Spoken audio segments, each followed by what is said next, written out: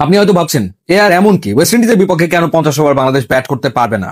বাংলাদেশ পারেনি। সবশেষ 10 ওয়ানডে ম্যাচের ভেতরে 8টাতে বাংলাদেশ পুরো 50 ওভার ব্যাট করতে পারেনি, তার আগে আসলে অল আউট হয়ে গেছে। ওয়ানডে ফরম্যাটে বাংলাদেশের পারফরমেন্সের অবস্থা ভয়াবহ। সবশেষ যে 12টা ম্যাচ বাংলাদেশ খেলেছে, সেই 12 ম্যাচের ভেতরে বাংলাদেশ হেরেছে 10 ম্যাচে, একটা মাত্র ম্যাচ জিতেছে এবং একটা ম্যাচ পরিত্যক্ত হয়েছে। এই যখন অবস্থা, তখন তো আসলে শঙ্কা জাগে ঘরের মাটিতে ওয়েস্ট ইন্ডিজের বিপক্ষে বাংলাদেশ জয় পাবে তো। যদিও ওয়েস্ট ইন্ডিজ রিসেন্টলি নেপালের বিপক্ষে টি-20 সিরিজ হেরেছে, ভারতের বিপক্ষে টেস্ট সিরিজে হেরেছে, সুতরাং ঘরের মাটিতে অবশ্যই ওয়েস্ট ইন্ডিজের বিপক্ষে বাংলাদেশের ওয়ানডে সিরিজে জেতা উচিত এবং জেতাটা খুবই জরুরি। কারণ এই ফরম্যাটে পারফরমেন্সে যাচ্ছে তাই অবস্থা। সবশেষ আমরা দেখেছি আফগানিস্তানের বিপক্ষে যখন বাংলাদেশ আসলে হোয়াইট ওয়াশ হলো, 3-0 সিরিজ হারলো। তার চেয়েও বড় ব্যাপার, কোন রকমের প্রতিদ্বন্দ্বিতাই করতে পারেনি।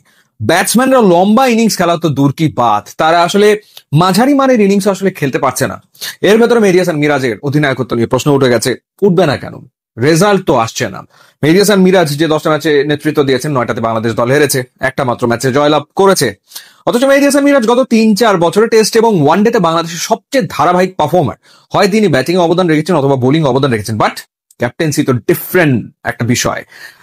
অধিনায়কত্ব করাটা আলাদা একটা গুণ। এখন সেই গুণটা মিরাজের ভেতরে আছে কিনা? শোনা যাচ্ছে যে তিনি কিছুটা সেলফিশ। যেই অভিযোগটা এনামুল বিজয়ের ক্ষেত্রে দেশের ক্রীড়াঙ্গনে কান পাতলেই শোনা যায় যে তার কাছে নিজের পারফরমেন্সটা গুরুত্বপূর্ণ, বা মিরাজের কাছেও তার নিজের পারফরমেন্সটা বেশি গুরুত্বপূর্ণ অনেক ক্ষেত্রে হয়ে ওঠে, এবং সেই কারণে রেজাল্ট আসছে না। সুতরাং মিরাজকে ডেফিনেটলি প্রমাণ করতে হবে যে না, সবার আগে তার কাছে দল এবং দলের রেজাল্ট, এবং সেই ক্ষেত্রে এই সিরিজটা জেতা খুব ইম্পর্টেন্ট। ধরুন ওয়েস্ট ইন্ডিজের বিপক্ষে যদি বাংলাদেশ ওয়ানডে সিরিজ হেরে যায়, সেই ক্ষেত্রে কি আপনার মনে হয় যে মেহেদী হাসান মিরাজ অধিনায়ক থাকবেন? আমার তো মনে হয় না সেই ক্ষেত্রে বিসিবি আর মিরাজের ওপরে অধিনায়কত্বের ভার দিতে চাইবে। তখন আবার নতুন করে অধিনায়ক খুঁজতে হবে। এই সিরিজটা আর একটা কারণে গুরুত্বপূর্ণ, সেটা হচ্ছে যে কোচ।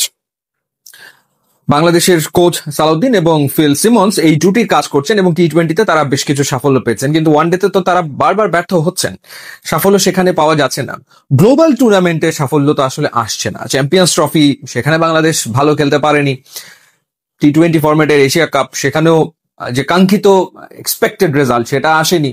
তো সেই ক্ষেত্রে এই প্রশ্ন নিশ্চিতভাবে উঠবে যদি বাংলাদেশ ঘরের মাটিতে ওয়েস্ট ইন্ডিজের বিপক্ষে হোঁচট খায়। এবং মূল ব্যাপার হচ্ছে যে মিডল অর্ডার ব্যাটিং তো কোনোভাবেই ক্লিক করছে না। এখন যাদেরকে খেলানো হচ্ছে তারা যদি রান করতে না পারে, এই সিরিজেও না পারে, তাহলে নিশ্চিতভাবেই আমার মনে হয় যে বাংলাদেশ দলে একটা বড় ধরনের পরিবর্তন আসতে চলেছে। পরিবর্তন সেই ক্ষেত্রে আসবে। সো এই নানাবিধ কারণে খুবই গুরুত্বপূর্ণ ওয়েস্ট ইন্ডিজের বিপক্ষে বাংলাদেশের এই সিরিজ। একই সাথে আবার টনি হেমিং তিনি উইকেট তৈরি করেছেন। সেই উইকেটের আচরণ সম্পর্কে আসলে বাংলাদেশও বুঝে উঠতে পারছে না যে নতুন উইকেট, একেবারে কালো উইকেট, কেমন বিহেভ করবে। এবং সেই উইকেট আবার দেখা গেল এমন হয়ে গেল যে হিতে বিপরীত হলো, বাংলাদেশের বিপক্ষে চলে গেল, এমনটা আবার যাতে না হয় সেই ভয়ও পাচ্ছেন আমাদের ক্রিকেটাররা। বারবার তারা উইকেট দেখছেন, উইকেট নিয়ে তারা চিন্তা করছেন। সো এরকম একটা অবস্থায় এই সিরিজটা হতে যাচ্ছে, খুবই তাৎপর্যপূর্ণ। সো দেখা যাক বাংলাদেশ কেমন করে। ওপেনিং এ সৌম্য সরকার, সাইফ হাসান, এই ডুও কেমন করে সেটাও আসলে দেখার বিষয় তো আসলে রয়েছে। এছাড়া মিডল অর্ডারে যারা খেলবেন তারা ক্লিক করেন কিনা, নতুন একজনকে ট্রাই করা হবে, মাহিদুল ইসলাম অঙ্কন, সে কেমন করে। সো ওভারঅল আমার মনে হয় যে একটা চাপের ভেতরে বাংলাদেশ দল রয়েছে এবং সেই চাপকে তারা কতটা হ্যান্ডেল করতে পারছে, সেই চাপের বিপক্ষে তারা পারফর্ম করতে পারছে কিনা, সেটাই এই সিরিজে দেখার বিষয়। ইউটিউব, ইনস্টাগ্রাম লিঙ্ক দেওয়া আছে, আপনার যোগ দিলে খুবই খুশি হবে। And thanks for watching. Zaker Ali অনেক ও নাইম শেখ, বাংলাদেশ জাতীয় ক্রিকেট দলের এই দুজনের ওপর দিয়ে ঝড় বয়ে যাচ্ছে। সামাজিক যোগাযোগ মাধ্যম খুললে আপনি সেটা বুঝতে পারবেন। এই দুইজনকে নিয়ে অসংখ্য অগণিত ট্রোল, মিম, ব্যঙ্গ, বিদ্রুপ ফেসবুকে এগুলোতে সয়লাভ হয়ে গিয়েছে। প্রথম কারণ অবশ্যই ব্যর্থতা, বাংলাদেশ দলের ব্যর্থতা, তাদের নিজেদের ব্যর্থতা। বাংলাদেশ জাতীয় ক্রিকেট দল আফগানিস্তানের বিপক্ষে সর্বশেষ ওয়ানডে সিরিজটাতে যে আমরা 3-0 ব্যবধানে হেরে গেলাম, মোটেই আমরা কম্পিট করতে পারলাম না, মুখে চুনকাম হয়ে দেশে ফেরত চলে আসলাম। তাতে করে পুরো দলের সমালোচনা তো হচ্ছেই, এই দুজনকে স্পেশালি আলাদা করে টার্গেট করা হয়েছে। জাকের আলী অনেকের গায়ের রং নিয়ে অনেক রকম কথাবার্তা হয়েছে, হচ্ছে, এবং মোহাম্মদ নাইম শেখের ওই যে একটা ফেসবুক স্ট্যাটাস, সেইটাকে কেন্দ্র করেও নানান কিছু ঘটে যাচ্ছে। দর্শকরা দর্শকদের মতামত দেবেন, সমর্থকরা সমর্থকদের মতামত দেবেন, কিন্তু এই জিনিসগুলোকে কিছু মাত্রায় কমানো যায়? এই জায়গাগুলোতে কি আমাদের জাতীয় ক্রিকেট দলের তাদেরও কি একটু দায়িত্বের জায়গা রয়েছে কিনা, ক্রিকেটারদের, কোচিং স্টাফদের সেই দায়িত্বের জায়গাটা কি রয়েছে কিনা তা নিয়ে একটু আলোচনাটা করতে চাই। দেখুন, প্রথমত জাকের আলী অনেকের নিয়ে যে আলোচনা সমালোচনার এই জায়গাগুলোতে বড় একটা রসদ দিয়ে দিয়েছেন মোহাম্মদ সালাউদ্দিন, যিনি এখন ন্যাশনাল টিমের সিনিয়র অ্যাসিস্ট্যান্ট কোচ হিসেবে রয়েছেন। বর্ণবাদমূলক মন্তব্য, জাকের আলী অনেকের গায়ের রং, তার ওই কালো গায়ের রং নিয়ে ট্রোলের একটা বড় জায়গাটা তো তৈরি হয়েছে এবং সেইটার শুরুটা করেছিলেন, ট্রোলের শুরুটা করেনি, কিন্তু এই রসদ দেয়াটার তো শুরু করেছিলেন সালাউদ্দিন ভাই। তিনি তখনও ন্যাশনাল টিমে এই দফায় ফেরত আসেননি। গত বছর বিপিএল চলাকালীন সময়ে কুমিল্লা ভিক্টোরিয়ান্সের তিনি যখন কোচ ছিলেন, এক প্রেস কনফারেন্সে এসে নিজেই অযাচিতভাবে বলে বসলেন যে জাকের আলী ছেলেটাকে নিয়ে আপনারা কেউ কোনো কথা বলেন না, কোনো কিছু জানতে চান না, সাংবাদিকদের উদ্দেশ্যে বলেন। তারপরে তিনি বিসিবির উদ্দেশ্যে করে বললেন যে বিসিবিও এই ছেলেটাকে দেখে না, হয়তো ছেলেটার গায়ের রংটা একটু কালো বলে বিসিবি তাকে দেখতে পায় না। এটা কি কথা রে ভাই, এটা কি ধরনের কথা? আমি এটা এখন বলছি না, আমি তখনই বলছিলাম যে বিসিবির প্রতি যে বর্ণ বিদ্বেষের অভিযোগ তুললেন মোহাম্মদ সালাউদ্দিন, তার নিজের কথাটাই যে বর্ণ বিদ্বেষমূলক, এইটা বোঝার বোধটুকু তার আসলে নেই, বাংলাদেশের অনেকেরই হয়তোবা নেই। তখনই বলেছিলাম, নট মানে ভিডিও আছে, গিয়ে আসলে দেখে আসতে পারেন। সেই সালাউদ্দিন ন্যাশনাল টিমের কোচ হয়েছেন, এখন তার প্রশ্রয়ে জাকের আলী অনেক ন্যাশনাল টিমের ক্যাপ্টেন পর্যন্ত হয়ে গিয়েছেন। পুরো ঘটনা প্রবাহ আমরা জানি। সো কোন কোচের পছন্দের ক্রিকেটার থাকতে পারেন, 1, 2, 5, 7 ক্রিকেটার সেটা থাকতেই পারেন, কিন্তু সেই ক্রিকেটারকে যখন সেই নেপোটিজমের পার্ট করে ফেলা হয়, যখন সেইটাকে দিয়ে আপনার পছন্দটা ন্যাশনাল টিমের উপরে চাপিয়ে দেওয়া হয়, ওইটা আসলে সমর্থকদের অনেক ক্ষেত্রে ট্রিগার করে, যদি না ন্যাশনাল টিম কিংবা ওই পার্টিকুলার প্লেয়ার প্রত্যাশিত পারফরমেন্স না দিতে পারেন। প্রথমত সালাউদ্দিন ভাই যে ওই কথাটা বলেছিলেন, এখনকার এই যুগে ডিজিটাল ফুটপ্রিন্ট আপনার থেকেই যাবে, সবসময় আপনি যেইটাই বলেন যেইটাই করেন সেইটার একটা ছাপ আপনার সবসময় থাকবে এবং যে কোনো সময় সেটা ফেরত আসতে পারে। নাম্বার 1 কথা এটা। এবং নাম্বার 2 হচ্ছে গিয়ে জাকেরকে এইভাবে ক্যাপ্টেন্সিটা দিয়ে দেওয়াটার কোনো প্রয়োজন ছিল না।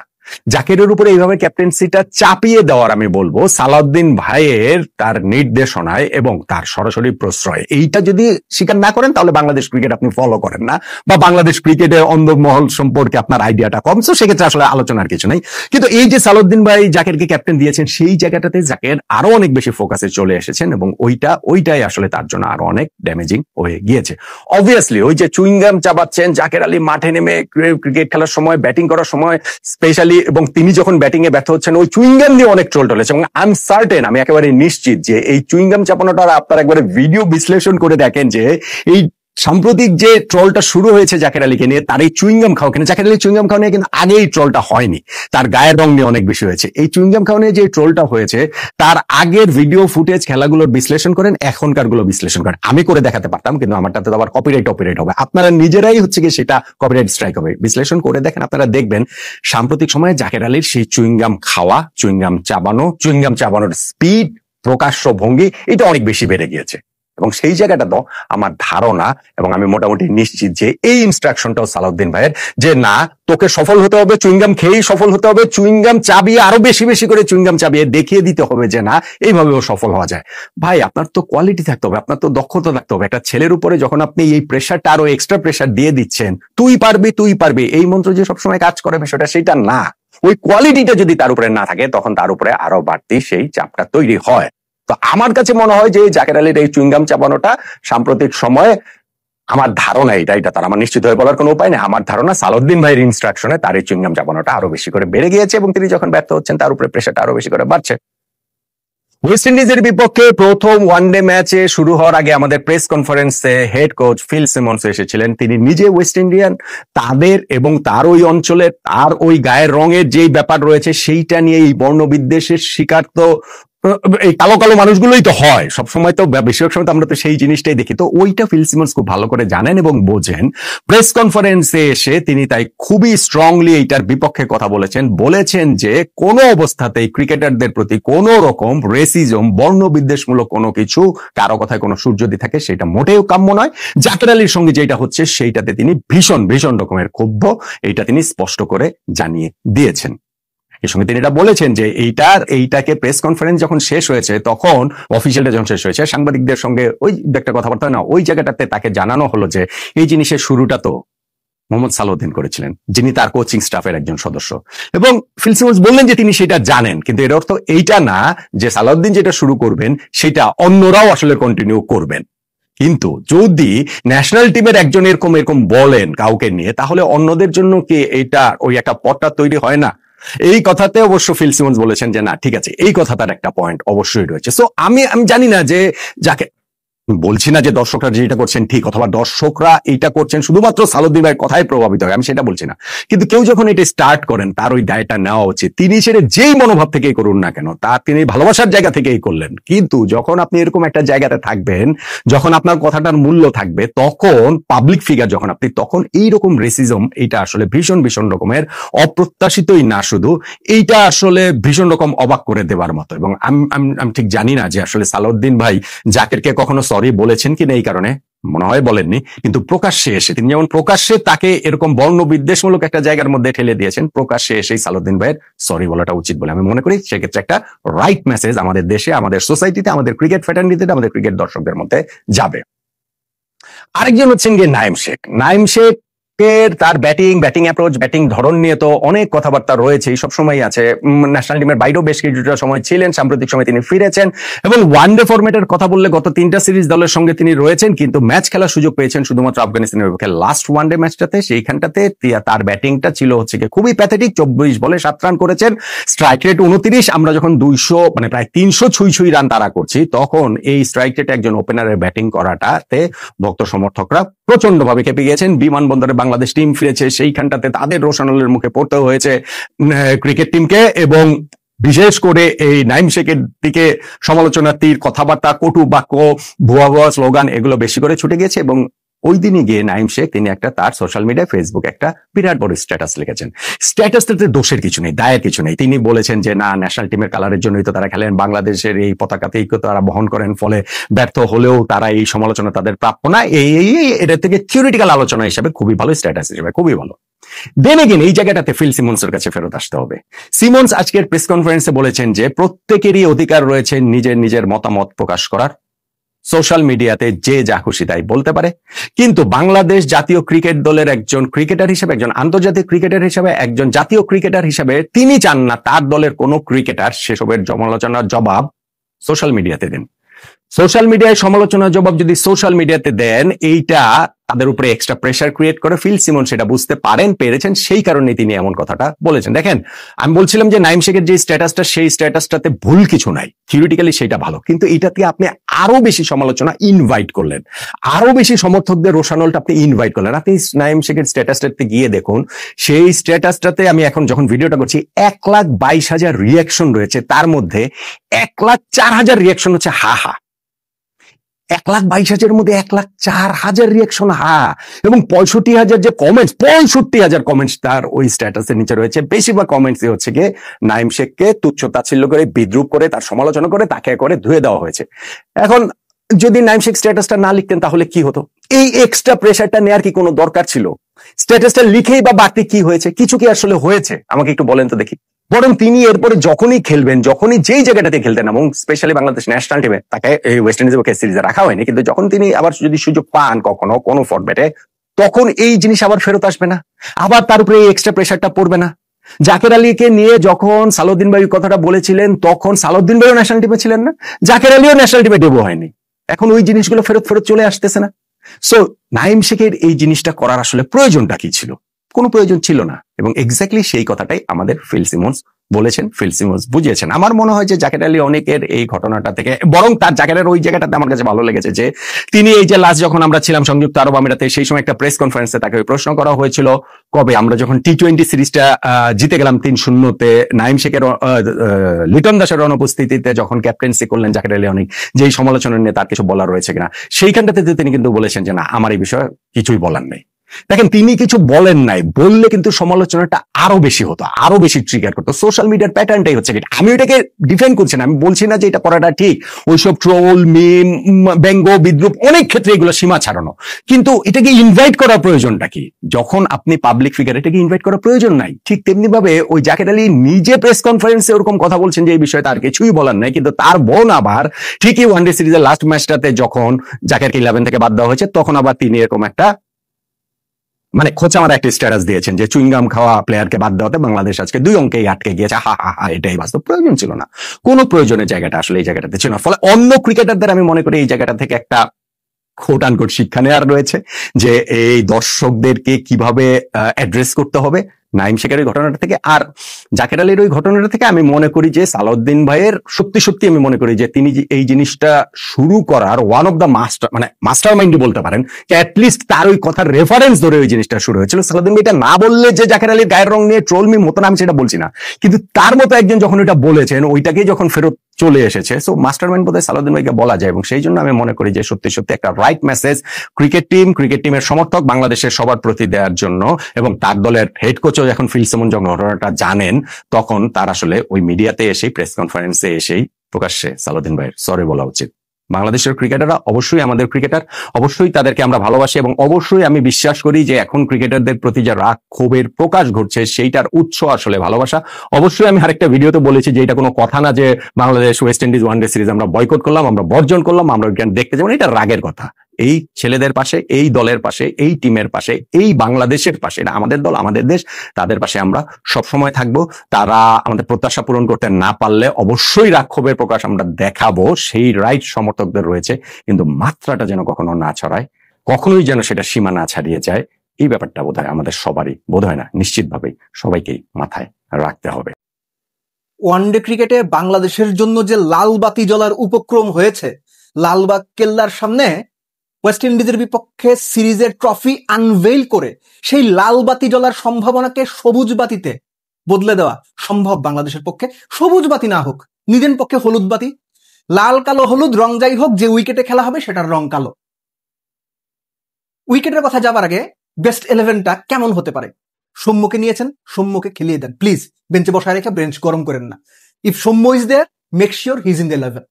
সৌম্য, সাইফ, শান্ত 4 নম্বরে, তাওহিদ হৃদয় 5 নম্বরে, মাইদুল ইসলাম অঙ্কন 6 নম্বরে, কাজী নুরুল হাসান সোহান। যদি এক্সট্রা একজন ব্যাটসম্যান নিতে চান তাহলে 7 নম্বরে শামীম হোসেন পাটোয়ারি, নইলে তানজিম সাকিব, রিশাদ, তানভীর, মুস্তাফিজ এবং তাসকিন আহমেদ। এটা হচ্ছে আমার দল। একটা নাম আপনি খুঁজে পাচ্ছেন না, নামটা মেহেদী হাসান মিরাজ। কেন তাকে আমি বেস্ট 11-এ রাখিনি, তিনি ক্যাপ্টেন, সেটা পরে বলছি। তার আগে বলবো উইকেটের কথা। অনেক প্রত্যাশা, অনেক স্বপ্ন, অনেক উচ্চাসা যে টনি হেমিং মিরপুরের ধানক্ষেত টাইপ উইকেটটাকে বদলে দিয়ে সাদা বলের জন্য, স্পেসিফিক্যালি ওয়ানডে ক্রিকেটের জন্য মানানসই গ্লোবাল স্ট্যান্ডার্ডের একটা উইকেট বানাবেন। কিন্তু রিয়ালিটি হচ্ছে রাতারাতি উইকেট বদলানো সম্ভব হয় না, কেউ পারে না, টনি হেমিংও পারবেন না। কিন্তু গ্র্যাজুয়ালি এটা আস্তে আস্তে বদলাতে হয়। সেই ধানক্ষেত টাইপ উইকেট থেকে কতটুকু বদলালো, কোন কোন ধরনের পরিবর্তন হলো এই সিরিজের সাথে আমরা সেটা দেখতে চাইবো। টনি হেমিংকে আমরা এর মধ্যে জাজ না করি, আমরা দেখি ঠিক কতটুকু পরিবর্তন হলো। এর আগে আমরা জেনেছি যে কালো মাটির উইকেটে গামিনী ডি সিলভা যেটা করতেন, মরা ঘাস ছিটিয়ে রোল করা হতো, যে কারণে পরবর্তীতে উইকেটের ড্যাম্পনেস চলে আসতো, বল স্কিড করতো, কখনো কখনো নেমে যেত, আনইভেন বাউন্স হতো, আবল তাবল হতো আর কি, কেউ বুঝতো না কি উইকেট। তো এইবার সেই ঘাস ব্যবহার করা হয়নি, শুধুমাত্র পানি এবং হাড়ি রোলার ব্যবহার করে উইকেটটা তৈরি করা হয়েছে। ধারণা করা হচ্ছে আগের চাইতে বেটার উইকেট হবে। বেস্ট 11 যেখানে আমি মিরাজকে রাখিনি। আপনি আমার সাথে একমত না হতে পারেন, আমাকে যা খুশি তাই বলতে পারেন, কিন্তু রিয়েলিটি বলছে মিরাজ যে ধরনের ব্যাটসম্যান, যে ধরনের বোলার, যে ধরনের অলরাউন্ডার, এই দলটাতে মিরাজ না হইলেও চলে। বাংলাদেশের ওয়ানডে দলে মিরাজ না হইলেও চলে, এটা আমি মনে করি। কেননা সে যে বল করে, সাইফ তার সঙ্গে শামীম হোসেন পাটোয়ারি যদি একাদশে থাকে, দুজনে মিলে মিরাজের চেয়ে বেটার বল করতে পারবেন। মিরাজ দিয়ে সার্ভিস দিবে, বেটার সার্ভিস হবে। এর আগে একটা আলোচনাতে আমি বলেছি যে ওয়ার্ল্ড ক্রিকেটের দিকে যদি তাকান, এরকম অফ স্পিনার কোনো দল খেলায় না, কোনো দল না। Travis Head, Glenn Maxwell, Aiden Markram, Liam Livingstone, এমনকি মঈন আলীও যে ছিলেন, আপনি যেভাবেই তাকান, যাদের দিকে তাকান, গ্লেন ফিলিপস, সবাই কম বেশি মূলত টপ অর্ডার কিংবা বিধ্বংসী ব্যাটসম্যান, যারা পার্ট টাইম স্পিন করেন এবং সেটাও 5-7 বার 10 বারও করে দেন। মিরাজ তার ধারে কাছে নাই। মিরাজ যে স্পিন করেন, সাইফ এবং শামীমরা সেটা করতে পারেন। এবং 5 নাম্বার ব্যাটিং পজিশনে মিরাজের জায়গা নাই। আমি বহুতবার বলেছি, বিভিন্ন সময় বলেছি, বিভিন্ন সময় কমপক্ষে 20টা আলোচনাতে বলেছি, আমার ফেসবুক এবং ইউটিউব চ্যানেলে, বিভিন্ন টিভিতে, টক শোতে আমি বারবার এটা বলেছি, Miraz is not a number 5 batter. জোর করে তাকে নাম্বার 5 বানাতে গিয়ে বাংলাদেশ ক্রিকেটের ক্ষতি হচ্ছে। সো আইডিয়ালি যে দলটা বেস্ট 11টা নামানো হবে, যদি আপনারা এক্সট্রা একজন ব্যাটসম্যান হিসাব করেন শামীম পাটোয়ারির সাথে, যদি একজন এক্সট্রা বোলার হিসাব করেন, তাহলে সেই ক্ষেত্রে 6 ব্যাটসম্যান এবং অলরাউন্ডারের বা মিনি অলরাউন্ডার হিসেব করলে তানজিম সাকিব খেলানো যেতে পারে, কেননা সে খুব ভালো ব্যাট করে। আর সৌম্যর কথা যেটা আমি শুরুতেই বলছিলাম, সৌম্যকে নিয়েছেন, তাকে বসিয়ে রাখার কোনো মানে হয় না, জাস্ট ওয়েস্ট অফ টাইম। সৌম্যকে বসিয়ে না রেখে তাকে খেলিয়ে দেন। এখন মিরাজ যদি খেলেন, অবধারিতভাবে একজন জায়গা পাবে না, তিনি হচ্ছেন মাইজুল ইসলাম অঙ্কন। আমার বিবেচনায় অঙ্কন মানে জায়গা পাবেন না, কিন্তু আমি পার্সোনালি যদি সুযোগ থাকতো আমি অঙ্কনকেই নাম্বার 5-এ খেলাতাম, নট মিরাজকে আমি বেস্ট 11-এই রাখতাম না। বাট ক্যাপ্টেন যেহেতু তিনি নাম্বার 5-এই খেলবেন, খুবই স্বাভাবিক, অঙ্কন জায়গা পাচ্ছে না। সেই ক্ষেত্রে 6-এ হয়তো আপনার নুরুল হাসান সোহান, আর যেটা বললাম যে আপনি 7 নাম্বার ইদার শামীম পাটোয়ারি, নয় হয়তো যদি একটু অলরাউন্ডার হিসেব করেন সাকিব। সো এই টিম নিয়ে বাংলাদেশ ওয়েস্ট ইন্ডিজের যে দলটা খেলতে এসেছে, সেই দলটাকে আটকে দেওয়ার মতো যথেষ্ট সামর্থ্য রাখে। যেহেতু মিরপুরের ধানক্ষেত টাইপ উইকেট হবে না বলেই প্রত্যাশা করি, সেই ক্ষেত্রে একটু বেটার ব্যাটিং সারফেসও যদি হয়, বাংলাদেশের জন্য ব্যাপারটা খুব সহজ হবে না। কেন? বাংলাদেশের ব্যাটিং অবস্থা খুব খারাপ, স্পেশালি মিডল অর্ডার যাচ্ছে এইভাবে ফেল করছে। এবং ওয়েস্ট ইন্ডিয়ানরা কি ধরনের বড় শট খেলতে পারে, আনকরা নতুন একজন প্লেয়ার যার নাম আমির জাঙ্গো, তিনি এসে 5 নম্বরে ব্যাট করে 80 বলে 100 করে ম্যাচ হারিয়ে দেবেন, এই ঘটনা ঘটতেই পারে। সো রিয়েলিটি হচ্ছে যে বেটার সারফেস যদি হয়, বেটার বা স্পোর্টিং ট্র্যাক যদি হয়, বাংলাদেশের সম্ভাবনা তুলনামূলক কমতে থাকবে। উইকেট যত খারাপ হবে, বাংলাদেশের সম্ভাবনা তত বাড়তে থাকবে। বাট ওয়েস্ট ইন্ডিজের বিপক্ষে বাংলাদেশ যে কোনো বিবেচনাতে ফেভারিট। মিরাজ একাদশে থাকলেও ফেভারিট, মিরাজ ক্যাপ্টেন হওয়া সত্ত্বেও ফেভারিট। বাট পারফর্ম তো করতে হবে। সো সব মিলে আমি বলবো, বাংলাদেশের সামনে বিশ্বকাপের মূল পর্বে সরাসরি খেলার যে চ্যালেঞ্জ, সেই চ্যালেঞ্জের পথে অনেক ম্যাচ এখনো বাকি আছে, প্রায় 20+ ম্যাচ বাকি রয়েছে, এর মধ্যে বেশিরভাগ সিরিজ বাংলাদেশে। সো ওয়েস্ট ইন্ডিজ সিরিজ দিয়ে বাংলাদেশের সেই যাত্রা শুরু হোক, নতুনের পথে, লাল বাত্তি জ্বলার আগে হলুদ বাত্তির পথে যাত্রা শুরু হোক। এবং আফগানিস্তানের বিপক্ষে যে নাইটমেয়ার সিরিজটা গেছে, সেটা থেকে বেরিয়ে আসার জন্য হলেও ওয়েস্ট ইন্ডিজের বিপক্ষে ভালো পারফর্ম করা জরুরি। এবং পরিস্থিতি যাই হোক, অফকোর্স আমরা বাংলাদেশকে যতটুকু সম্ভব আমরা সমালোচনা করব, দলের স্ট্র্যাটেজির, কোচদের, ক্যাপ্টেনদের, প্লেয়ারদের, ইন্ডিভিজুয়ালের সবার সমালোচনা করবো। যিনি ভালো খেলবে তার প্রশংসাও করবো, কিন্তু অ্যাবাভ এভরিথিং বাংলাদেশকে আমরা সাপোর্টও করবো।